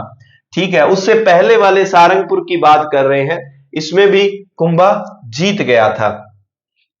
बदनौर को कुंभा ने जीत लिया था और कुशाल माता का मंदिर बनवाया था। सारंगपुर युद्ध में जीतने के बाद कुंभा ने, आपको पता है, विजय स्तंभ बनाया था, मूर्ति कला का विश्व कोश, जिसकी तीसरी मंजिल पर 9 बार अल्लाह लिखा हुआ है। लेकिन एक मूर्ति है, एक मंजिल ऐसी है जो मूर्ति विहीन है, उस पर किसी की भी मूर्ति नहीं है।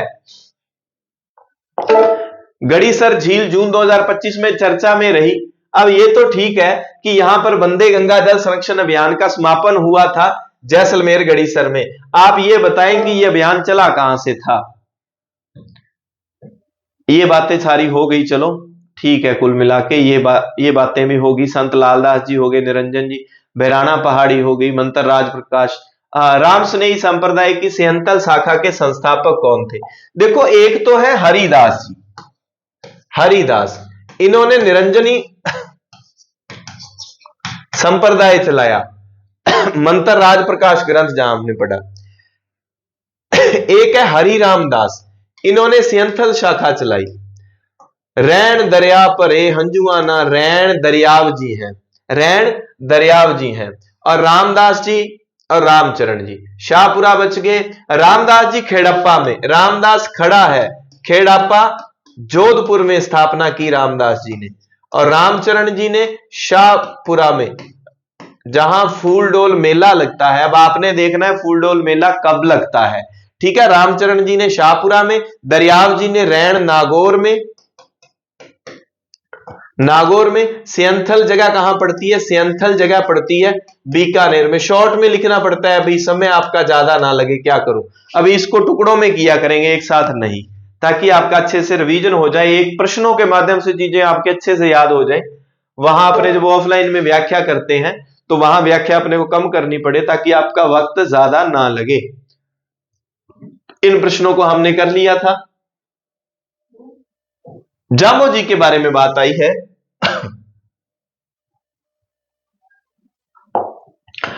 लाला सर और वो 2 गांवों की बात जो की थी हमने अभी, और अभी आपसे पूछूंगा, बताना आपको है। 1451 भाद्रपद कृष्णा अष्टमी को पीपासर नागौर में जन्म हुआ। अच्छे से रट लिया करो ये, क्योंकि फेमस है जाम्बो जी, अपने आप में पर्यावरण वैज्ञानिक हैं और बहुत फेमस है जाम्बो जी हैं। तो अपने तेजाजी बाबू जी का जन्म स्थान और देहावसान कहां हुआ, दोनों चीजें। नागौर में जन्म हो रहा है पीपासर में जाम्बो जी का, क्योंकि बिश्नोई संप्रदाय के अलावा दूसरे संप्रदाय के लोगों के लिए यह सामान्य, उनको याद करना मुश्किल होगा। बिश्नोई है, बिश्नोई संप्रदाय वालों को तो चलो सामान्य उनको याद रह जाता है, जो बिश्नोई लोग बच्चे देख रहे होंगे। पीपासर नागौर में जाम्बो जी महाराज, मेरे फेवरेट देवताओं में से, पैगंबरों में से, संतों में से एक संत जाम्बो जी, जैसे जसनाथ जी, गुरु नानक जी, उनमें समानता पर्यावरण को लेकर। समराथल में इन्होंने सत्संग व हरि चर्चा की। 1485 में समराथल में बिश्नोई पंथ की स्थापना की। 1536 में मुकाम में अपना शरीर त्याग किया। यह बात असत्य है। यह बात क्या है? असत्य है।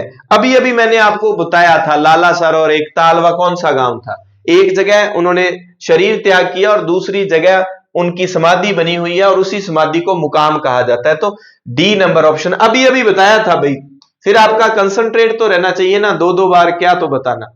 अण्वय वाणी नामक ग्रंथ में किसके उपदेश है? उनके उपदेश हैं जो रामस्नेही संप्रदाय वाले हैं। रामस्नेही संप्रदाय वाले कौन है? रामचरण जी, इनके उपदेश है।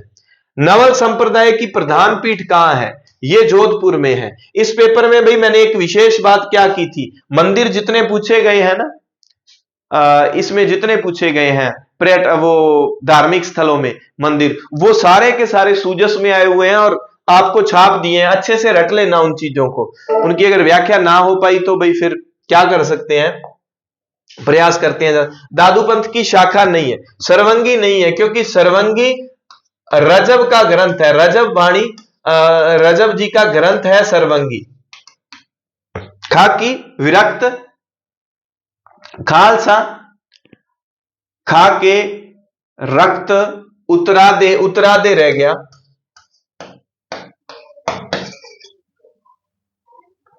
ठीक है, तो सर्वंगी नहीं है।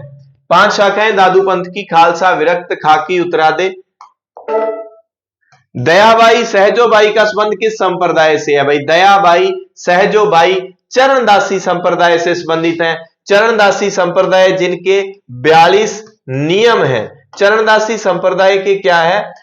एक इनकी पुस्तक है धर्म जहाज। धर्म जहाज। अब देखो, संतों को जब आप पढ़ोगे, भाषा साहित्य में आपके संत साहित्य लगता है, संत साहित्य लगता है ना तो यहां जब भी जब भी आप संतों को पढ़ो तो संतों की वाणियां, जैसे अभी अण्वय वाणी आई, जैसे अभी मंत्र राज प्रकाश आया, जसनाथी संप्रदाय के कोई सिंबूदड़ा ग्रंथ आ गया, और जितने भी हैं आप उनको अच्छे से देखें। तो चरणदास जी धर्म जहाज, सहजोबाई दयाबाई इसी संप्रदाय से। 42 नियम हैं इनके। विवेकाधीन शक्तियों का प्रयोग करते हुए राज्यपाल, जब राज्यपाल विवेकाधीन शक्तियों का प्रयोग करता है, आपको पता है कि जब वो आपातकाल वगैरह की और कोई भी बात होती है तो वो किसके प्रतिनिधि के रूप में काम करता है? संघीय सरकार का ही प्रतिनिधि होता है। तो केंद्रीयकरण की प्रवृत्ति यहां से भी हमें देखने को मिलती है। ये देखो कितना शानदार प्रश्न है भैया आपके लिए। प्रत्येक राज्यपाल, 4 नंबर बात थी वो उड़ा दी गई है। 4 नंबर में, अच्छा 4 नंबर उधर होगी 48 वाली। 4 नंबर क्या है? आजा भैया, आजा आजा भैया आजा। राज्यपाल द्वारा शपथ 59। अब गुरलाल सर को ज्यादा बिजी हो गए हैं तो इसलिए फिर क्या है, जैसा पेपर है वैसा ही मैं ले आता हूं। इसमें शपथ है, अब देखना है असंगत कौन सा है। अगर आपने पढ़ा है अच्छे से तो 154, क्योंकि प्रत्येक राज्यपाल में एक राज्यपाल होगा, यह बात 153 में है। 153 जब राष्ट्रपति में पढ़ते हैं तो वो 52 में है, वो पहले चल जाता है। 154 में क्या है? संपूर्ण कार्यपालिका शक्ति राज्यपाल में निहित है।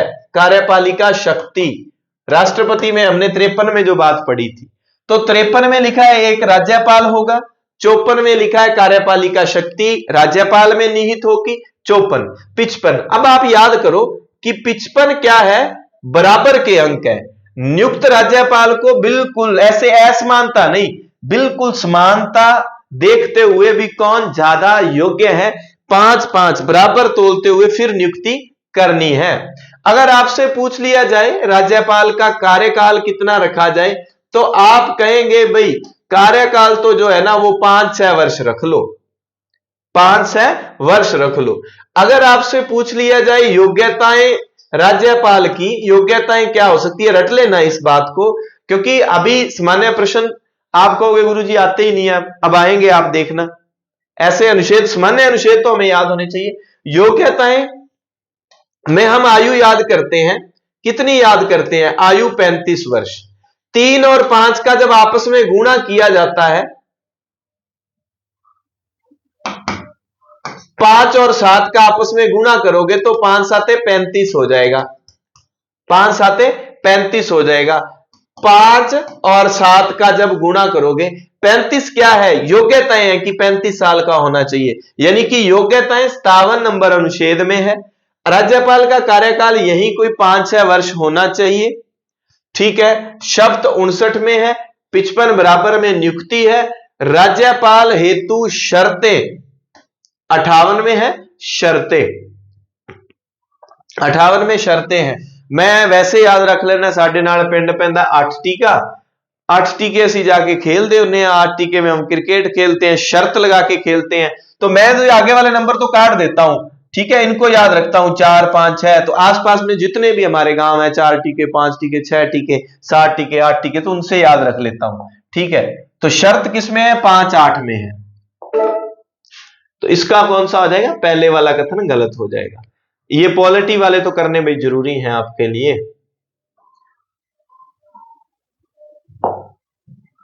राज्य में प्रथम राष्ट्रपति शासन की समाप्ति के समय राज्यपाल कौन थे?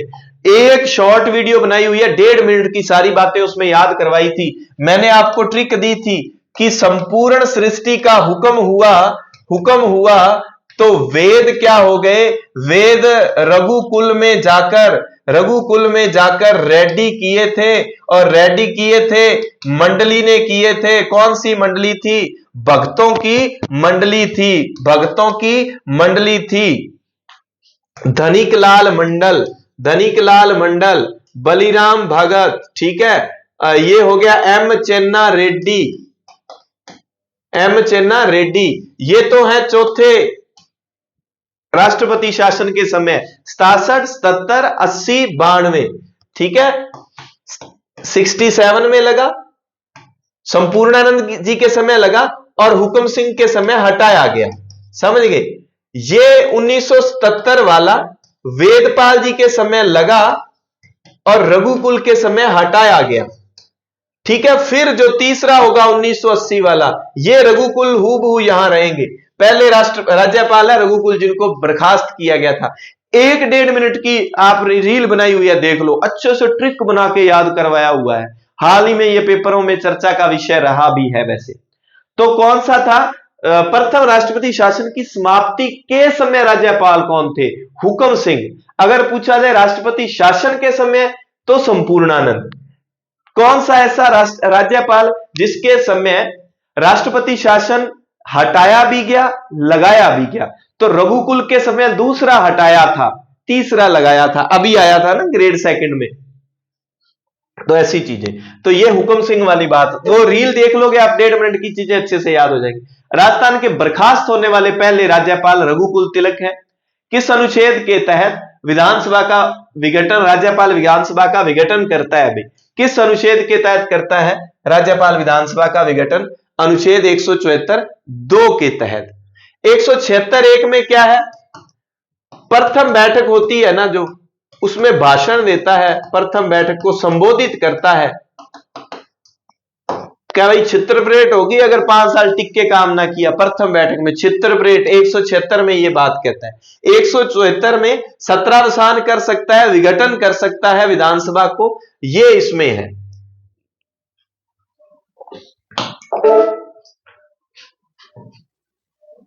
किस अनुच्छेद के तहत राज्य सरकार की समस्त कार्यपालिका कार्यवाही की अभिव्यक्ति राज्यपाल के नाम से होगी? ये कार्यपाल, ये मैंने इसलिए दिया कि आपको कार्यपालिका नाम आया और 154 करेंगे। ये है 166 एक, ठीक है, अभिव्यक्ति राज्यपाल के नाम से होगी, ये नहीं है। ये तो कह रहा है कि संपूर्ण कार्यपालिका शक्ति राष्ट्रपति में निहित है। हां, निम्न में से किस राज्यपाल का पद पर रहते हुए निधन हुआ? आपने एक ध्यान रखना है, प्रभा है कोई, प्रभा क्या कर रही है, निर्मल बाबा के दरबार में जा रही है, निर्मल बाबा के दरबार में जा रही है और निर्मल बाबा उन्होंने कहना छलियां लेके खा लो, छलियां लेके खा लो, कृपा हो जाएगी। निर्मल बाबा वही है भाई जो कहते हैं फ्रिज में हरी चटनी है, क्या लाल चटनी रखते हो क्या? हाँ, बस कृपा वहीं रुकी हुई है, हरी चटनी से समोसे खाओ, कृपा हो जाएगी। तो प्रभा निर्मल बाबा के दरबार में गई, निर्मल बाबा ने क्या, ले भी छलियां ले जो, कृपा रुकी है, पूरी हो जाएगी। लेकिन कृपा क्या होनी थी, वो तो फिर मरी गई, उसकी तो मृत्यु ही होगी, कृपा क्या होनी थी, समझ गए? कृपा होगी, मृत्यु होने के बाद उसको इस दुनिया से पार उतारा हो गया। जो जीव आत्मा यहां घूम रही थी उसको इस संसार सागर से मुक्ति मिल गई, वो जीव आत्मा चली गई स्वर्ग लोक में, तो उसकी मृत्यु हो गई जीव आत्मा की। जीवड़ा 4 चीजें याद रखनी है आपको, प्रभा राव, निर्मल चंद जैन। यहां मैंने ऑप्शन में मिलापचंद जैन डाला, ये भी हमारे राज्यपाल हैं, लेकिन पद पर रहते हुए यहां से हमने निकालना है तो शैलेंद्र कुमार और दरबारा, यानी कि 2 और 4। निर्मल बाबा के दरबार में प्रभा राव को लेके जाएंगे, वो छलियां दे देंगे, छलियां दे देंगे शैलेंद्र कुमार, ठीक है? चीज बढ़िया लगी ना, ये समझ आ गई अब? 2 और 4। लो भाई, हरिभाऊ बागड़े महाराष्ट्र विधानसभा में 6 बार विधायक रहे। बागड़े व्यक्तिगत रूप से 24 में नहीं है, 22 में है, ठीक है, और 6 बार रहे हैं। बिल्कुल, 1 गलत 2 सही है भाई, 1 गलत 2 सही है। पहले वीडियो देखूं भाई कितनी बड़ी हो रही है, नहीं तो फिर अपने, चलो अभी 5 ही मिनट में मुख्य प्रश्न जो रहे हुए हैं वो अपने एक्सप्लेन कर लेते हैं। एक तो करंट वाली चीजें थोड़ी सी आपको पता चल जाएंगी। एक ये देखो, ये प्रश्न जो है अभी अपने सूजस से बनाया हुआ है। सारे प्रश्न ये मंदिर वाले जो पर्यटन स्थल और जो धार्मिक स्थल है सूजस में दिए हुए हैं, तो बाहर वाले बाद में पढ़ेंगे।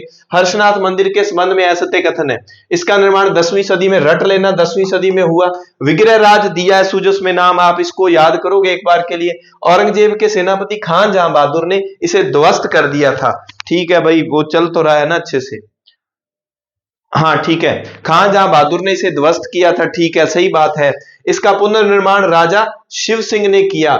जब इसने ध्वस्त किया औरंगजेब के सेनापति ने, तो इसने, शिव सिंह ने इसका पुनर्निर्माण किया, बिल्कुल ठीक है। मारू गुर्जर नहीं है, ये शैली कौन सी है, महामारू, महामारू।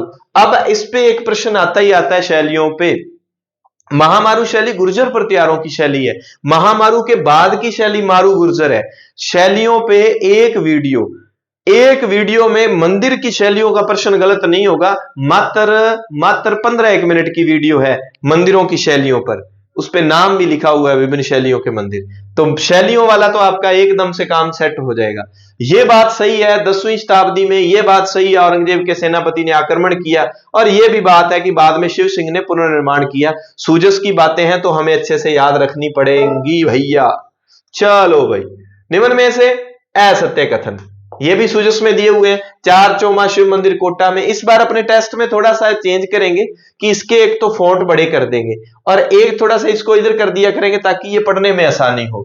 मालेश्वर महादेव मंदिर उदयपुर में नहीं है, ये जयपुर में है। और इसमें एक बड़ा अचंभित करने वाली बात होती है कि सूर्य के उत्तरायण और दक्षिणायन की स्थिति में शिवलिंग जो है वो झुकता रहता है, उत्तरायण और दक्षिणायन की स्थिति में। तो ये मालेश्वर महादेव मंदिर काफी फेमस है, जयपुर में है भाई। चारचौमा शिव मंदिर कोटा में है, अजयगंज महादेव मंदिर अजमेर में है, मांडलानाथ महादेव जोधपुर में है, मंडलानाथ महादेव, ठीक है। देव सोमनाथ मंदिर का निर्माण डूंगरपुर में 12वीं सदी में, इन चीजों को अच्छे से रट लिया करो भाई, 12वीं सदी में किया गया। यह मंदिर 108 खंभों पर टिका हुआ है। दोनों ही बातें सत्य हैं, वेरी इंपॉर्टेंट है। धार्मिक स्थान आपके स्पेशल लगता है रीट में, मंदिर भी स्पेशल लगता है, और सूजस में दिए हैं रट देना, सूजस में दिए हैं रटने हैं हमें। तो मैंने कहा था ना, सूजस वाली बातें मैं आपको पेपर में डाल दिया करूंगा, अब मंदिर वाली कोई बात पेपर में छुटी नहीं है, सारी बातें इसमें इंक्लूड कर दी गई है। तो ए व बी दोनों सत्य हैं, 1 व 2 दोनों। चलो अगला प्रश्न हमारे सामने, ये प्रश्न है 5 करोड़ का। बाड़ोली का शिव मंदिर मारू गुर्जर शैली में है। 7 मंदिरों के इस समूह में घाटेश्वर महादेव मंदिर सबसे प्रमुख है, और बड़े चाव चाव में आपने किया होगा। ये मारू गुर्जर नहीं, बाड़ोली वाला बहुत पुराना है, ये तो गुप्त काल के समय का है भाई, गुप्तकालीन मंदिर है, गुप्तकालीन। मारू गुर्जर गुर्जरों से भी पहले का है ये, ठीक है, काफी प्राचीन है, क्योंकि बाड़ोली का शिलालेख आपको पता है सबसे पुरानों में हम पढ़ते हैं। ये 7 मंदिरों का समूह नहीं है, ये 9 मंदिरों का समूह है। ये मैंने देखो आपको चीजें याद करवानी है। आप कहोगे भला ऐसा भी कोई प्रश्न आता है, जब सूजस में दिया हुआ है ना, तो इसका मतलब सिलेबस में डायरेक्ट जुड़ती हुई बात अगर सूजस में है, हमें रटनी है, मैंने आपको याद करवानी है, कोई बैर नहीं निकालना आपसे। नहीं तो धार्मिक स्थलों में आपको पता है इतने 7, 8, 10 पेज बन जाते हैं। बच्चों का पहला प्रश्न ये रहता है कि सर इसमें कौन कौन से याद करें। कम से कम जो सरकार ने अपनी गाइडलाइन में हाईलाइट कर दिए वो तो अच्छे से पढ़ लेना, कि बाड़ोली वाला गुप्त काल का है, और ये 9 मंदिरों का समूह है यहां पर कुल बाड़ोली में, ठीक है। तो ये दोनों कथन 1 व 2 दोनों ही गलत थे, फिर के दिए ही क्यों जब दोनों ही गलत थे। हाड़ौती का खजुराहो, ये देखो यहां मैंने सारे खजुराहो एक साथ सेट कर दिए। गामड़ी देव की शिव मंदिर डूंगरपुर में पड़ता है, और इसको क्या कहते हैं, वागड़ का खजुराहो कहते हैं, वागड़ का खजुराहो कहते हैं, ठीक है जी। सभी खजुराहो एक साथ सेट कर दिए। किराड़ू मंदिर बाड़मेर, इसको क्या कहते हैं। अब आप महामारू शैली जब पढ़ोगे, गुर्जर प्रतिहार शैली जब पढ़ोगे, तब मंदिरों के नाम पढ़ोगे। मैंने कारण बताया हुआ है कि महामारू शैली में आप सीकर शेखावटी में भी कोई मंदिर गुर्जरों की शैली में पढ़ देते हो, कोई मंदिर जयपुर में भी गुर्जरों की शैली में पढ़ देते हो, मारवाड़ में भी गुर्जरों की शैली में पढ़ देते हो। तो आप उसके पीछे लॉजिक बताया हुआ है। ये क्या है, ये राजस्थान का खजुराहो है, राजस्थान का खजुराहो है। अरे रियल में खजुराहो कहां है जिससे ये तुलना हो रही है। अंबिका माता मंदिर जो है, पहले क्या है, ये हुआ करता था उदयपुर में, आजकल नया बना जिला जो सलूम्बर में है अंबिका माता मंदिर, और ये मेवाड़ का खजुराहो है, मेवाड़ का खजुराहो है। इस तरह देखो, इस तरह मेहनत करके पेपर बनाते हैं। भंडदेवरा शिव मंदिर, यहां मैं गया था, पिछले ही वर्ष गया था, 12 में है, शानदार तरीके से इसको अच्छे से देखा था। और ये हाड़ौती का खजुराहो है। एक इसका नाम और आ सकता है, राजस्थान का मिनी खजुराहो। देखो भाई एक साथ कितनी बातें आपको, 1, 2, 3, 4, 5 बातें होगी एक साथ। इस तरह मेहनत करके चीजें दी जाती हैं।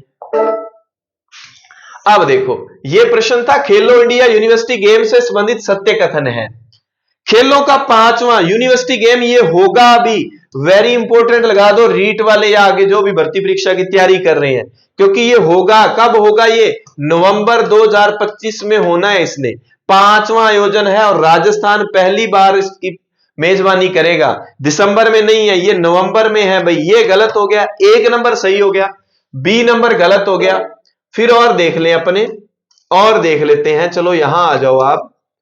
इसका आयोजन राजस्थान यूनिवर्सिटी व अमेठी यूनिवर्सिटी के द्वारा किया जाएगा, यह भी गलत हो गया। राजस्थान यूनिवर्सिटी रट लेना, उसके साथ पूर्णिया यूनिवर्सिटी, पूर्णिया यूनिवर्सिटी जयपुर, इन दोनों यूनिवर्सिटी जो है मिलकर संयुक्त रूप से इसका आयोजन करेगी। तो केवल ए सही है। आप सोचो कि ये सारी बातें सही है इसलिए सभी सही डाला था मैंने, ठीक है, केवल ए सही है भाई। पंडित दीनदयाल उपाध्याय अंत्योदय संबल पखवाड़ा, ये तो चलो आया हुआ था 24 जून से 9 जुलाई, डी नंबर। मुख्यमंत्री शिक्षित राजस्थान अभियान काफी इंपॉर्टेंट रहेगा रीट वालों के लिए, क्योंकि इस बार एक करंट अफेयर्स में दिया था। शिक्षित राजस्थान अभियान का शुभारंभ फरवरी में नहीं है साहब, ये मार्च में है। MSRA रट लेना बहुत इंपॉर्टेंट रहेगा read third grade second grade के लिए। MSRA यह कक्षा 3 से 10 नहीं है, कक्षा 3 से 8 तक के बच्चों के लिए है। 3 से 8 के बच्चों का दक्षता आधारित कंपिटेंसी क्या होती है, वो आधारित आकलन है।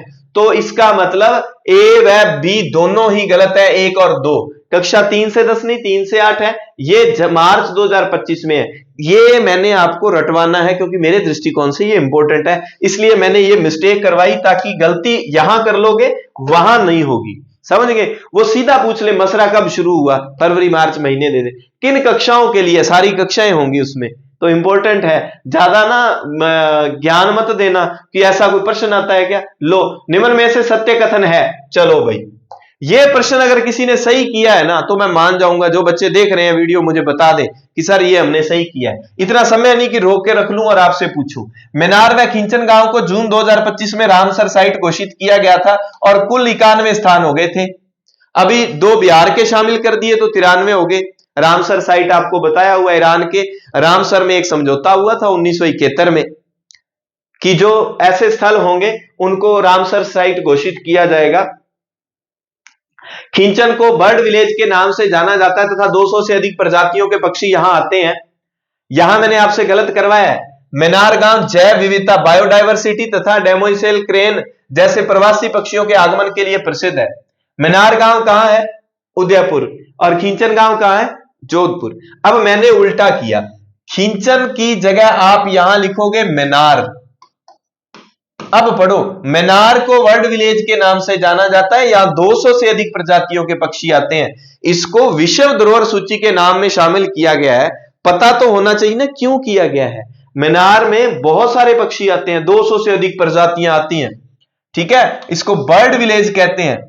और यहां मिनार की जगह आप करोगे खींचन। कुंजा होंगे उत्थे। बायोडाइवर्सिटी के लिए जाना जाता है, विविधता के लिए जाना जाता है, प्रवासी पक्षियों के आगमन के लिए जाना जाता है। तो ये गलत हो गई थी, ये गलत हो गई थी। उदयपुर को जनवरी 2025 को रामसर सिटी घोषित किया गया। तो 1 और 4 ये दोनों बातें इसमें सत्य थी भाई। हाँ, ये बहुत इंपॉर्टेंट है। एक आपको ये बताना है भाई, लास्ट प्रश्न, उसके बाद हमारी समाप्ति। निम्न में से जयपुर के किस स्थान पर जून 2025 में लेपर्ड सफारी का उद्घाटन किया गया? अब एक काम करना, जालाना प्रथम लेपर्ड जयपुर का, आमगढ़ दूसरा लेपर्ड, ठीक है, सांगा बीड़ पिपाड़ ये हाल ही में किया गया है जयपुर का। और जयपुर एकमात्र विश्व का स्थान हो गया जहां एक शहर में 3 लेपर्ड सफारी हैं। ठीक है, अब बात करते हैं, हाल ही में एक जगह पड़ती है उदयपुर में, एक जगह थी, अमरगढ़ है या आमागढ़ है, मैं वो जगह देख लूं एक बार, मुझे देख लेने दो, आमागढ़ या अमरगढ़, जो बजट में घोषणा हुई थी भाई उसकी। ठीक है, बहुत इंपॉर्टेंट है वो जगह। अमरख महादेव, अमरख, हाँ अमरख महादेव, अमरख महादेव।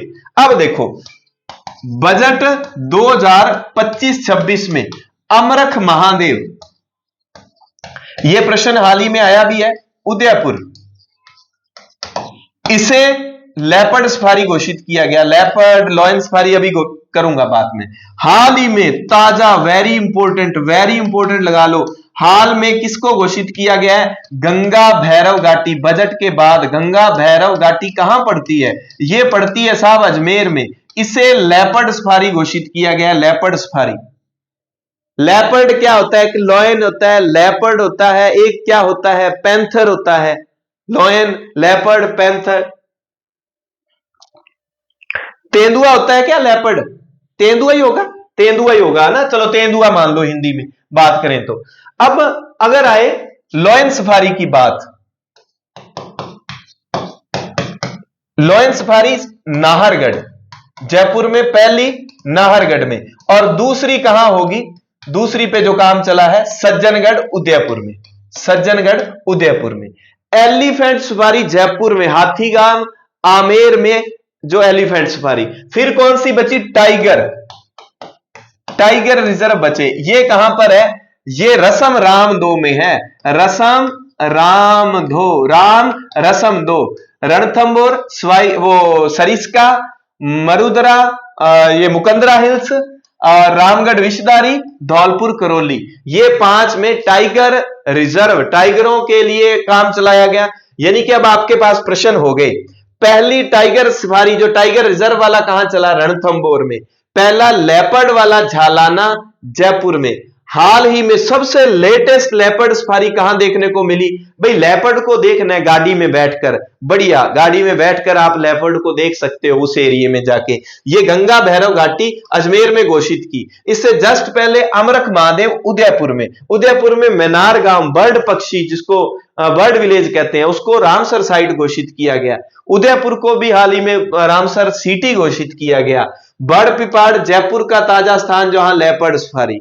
लोयन सफारी पहली नाहरगढ़ में, दूसरी सज्जनगढ़ में।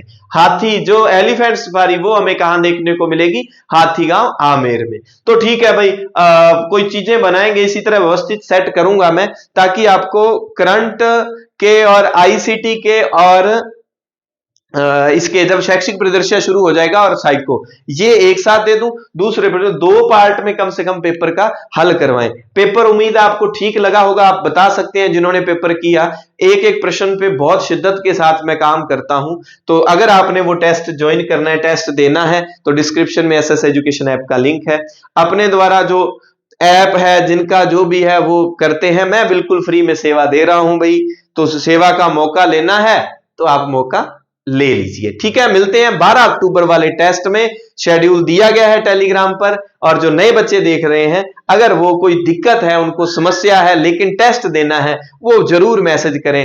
ठीक है, अपने नंबर दिए हुए हैं वहां पर, चाहे मुझे टेलीग्राम कर लें चाहे व्हाट्सएप कर लें, उनको अपने सेवा के तौर पर टेस्ट उपलब्ध करवा देंगे। निश्चिंत रहें। धन्यवाद।